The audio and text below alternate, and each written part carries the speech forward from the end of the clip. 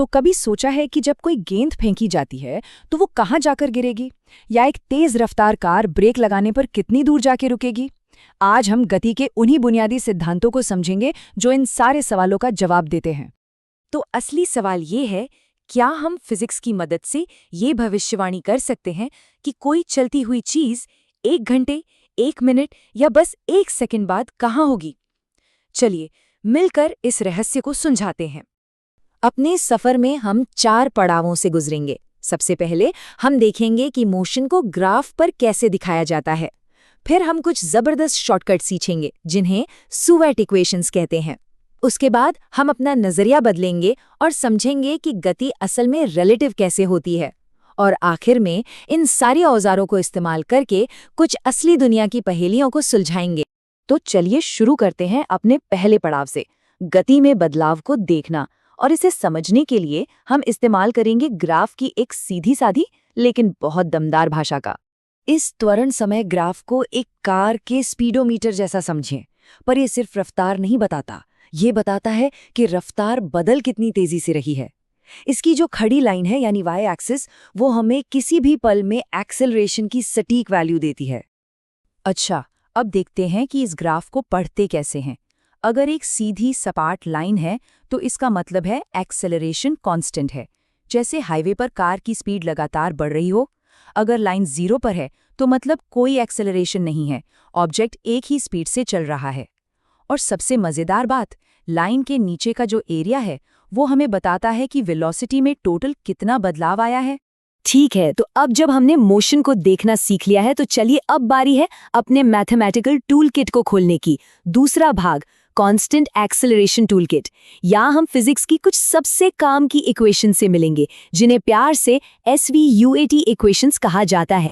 लेकिन इन powerful equations को इस्तेमाल करने से पहले एक गोल्डन रूल है, एक ऐसा नियम जिसे कभी नहीं भूलना है। ये इक्वेशंस सिर्फ और सिर्फ तभी काम करती हैं जब एक्सेलरेशन स्थिर हो यानी कांस्टेंट हो। ये बात गांठ बांध लेनी है। अब ये SUVAT कोई जादुई शब्द नहीं है, ये बस 5 मेन प्लेयर्स के नाम हैं। S यानी डिस्प्लेसमेंट, मतलब शुरुआती और आखिरी पॉइंट के बीच की सीधी दूरी। U मतलब इनिशियल वेलोसिटी यानी शुरुआती स्पीड। V है फाइनल वेलोसिटी यानी आखिरी स्पीड। A है एक्सेलरेशन और T तो पता ही है, टाइम। और ये रहे हमारे टूलकिट के स्टार्स, 4 बेसिक सुवेट इक्वेशंस। हर इक्वेशन एक अलग औजार की तरह है। किसी भी मोशन की प्रॉब्लम को सॉल्व करने के लिए हमें बस सिचुएशन के हिसाब से सही औजार चुनना होता है। जब चीजें ऊपर नीचे जाती हैं तो डायरेक्शन का ध्यान रखना बहुत जरूरी हो जाता है। तो हम एक सिंपल सा नियम अपनाते हैं, ऊपर की तरफ जाने वाली हर चीज पॉजिटिव प्लस और नीचे की तरफ जाने वाली हर चीज नेगेटिव माइनस। इसका मतलब ये हुआ कि ग्रेविटी जो हमेशा नीचे की तरफ खींचती है, उसका एक्सेलरेशन हम आमतौर पर -9.8 मीटर पर सेकंड स्क्वायर लेते हैं। ऑल राइट, अब तैयार हो जाइए एक ऐसे कॉन्सेप्ट के लिए जो फिजिक्स को सच में मजेदार बना देता है। तीसरा भाग, अपना नजरिया बदलना। अब हम समझेंगे रिलेटिव वेलोसिटी की कमाल की शक्ति को। तो ये रिलेटिव वेलोसिटी है क्या? सोचिए, आप एक ट्रेन में बैठे हैं। आपके लिए आपके बगल में बैठा इंसान रुका हुआ है, लेकिन स्टेशन पर खड़े किसी इंसान के लिए आप दोनों बहुत तेजी से आगे बढ़ रहे हैं। बस यही है रिलेटिव वेलोसिटी। किसी चीज की वेलोसिटी जब उसे किसी दूसरी चलती हुई चीज से देखा जाए। मतलब मोशन हमेशा इस पर डिपेंड करता है कि देख कौन रहा। और कमाल की बात यह है कि एक सीधी लाइन में रिलेटिव स्पीड को कैलकुलेट करना बहुत ही आसान है। अगर दो चीजें एक ही डायरेक्शन में जा रही हैं तो उनकी स्पीड को घटा दो, और अगर वे एक दूसरे की तरफ आ रही हैं या एक दूसरे से दूर जा रही हैं तो उनकी स्पीड को जोड़ दो, बस। तो इस रिलेटिव वेलोसिटी का असली जादू क्या है? वो इस एक लाइन में छिपा है कि चीजों को आसान बनाने के लिए हम एक बॉडी को रुका हुआ मान सकते हैं और दूसरी की स्पीड को उसके हिसाब से देख सकते हैं। मतलब हम ये मान सकते हैं कि एक चीज रुकी हुई है और इससे मुश्किल प्रॉब्लम्स भी बच्चों का खेल बन जाती हैं। तो चलिए, अब तक जो कुछ भी सीखा है उन सारे टूल्स को उठाते हैं और कुछ रियल वर्ल्ड प्रॉब्लम्स सॉल्व करते हैं। आ गया है हमारा चौथा और आखिरी हिस्सा। एक क्लासिक एग्जाम्पल लेते हैं। एक चट्टान से एक पत्थर गिराया गया। कैसे सॉल्व करेंगे? स्टेप 1, जो पता है उसे लिख लो। इनिशियल वेलोसिटी u0 है क्योंकि पत्थर को बस छोड़ा गया है।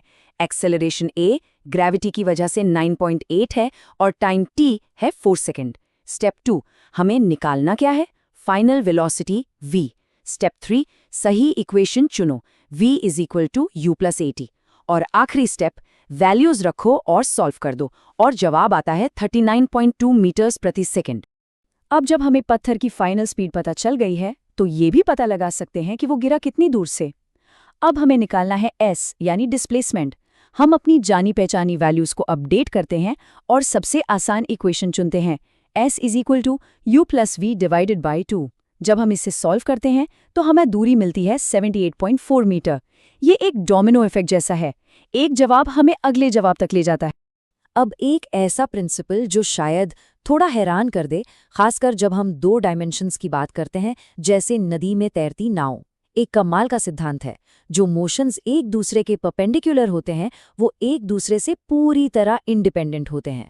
मतलब नदी पार करने में कितना टाइम लगेगा, इसका नदी के बहाव से कोई लेना देना नहीं है, 0। ये दोनों मोशन एक दूसरे से पूरी तरह आज़ाद हैं। तो इस पूरी चर्चा को खत्म करने के लिए एक मजेदार पहेली। एक पक्षी 2 ट्रेनों के बीच उड़ रहा है जो एक दूसरे की तरफ आ रही हैं। हमें ये पता है कि ट्रेनें ठीक 2 मिनट में टकराएंगी और पक्षी की स्पीड कांस्टेंट है। सवाल ये है कि टक्कर होने से ठीक पहले तक वो पक्षी कुल कितना डिस्टेंस ट्रैवल करेगा। सोचिए इसके बारे में। क्या इसके लिए पक्षी की स्पीड जानना जरूरी है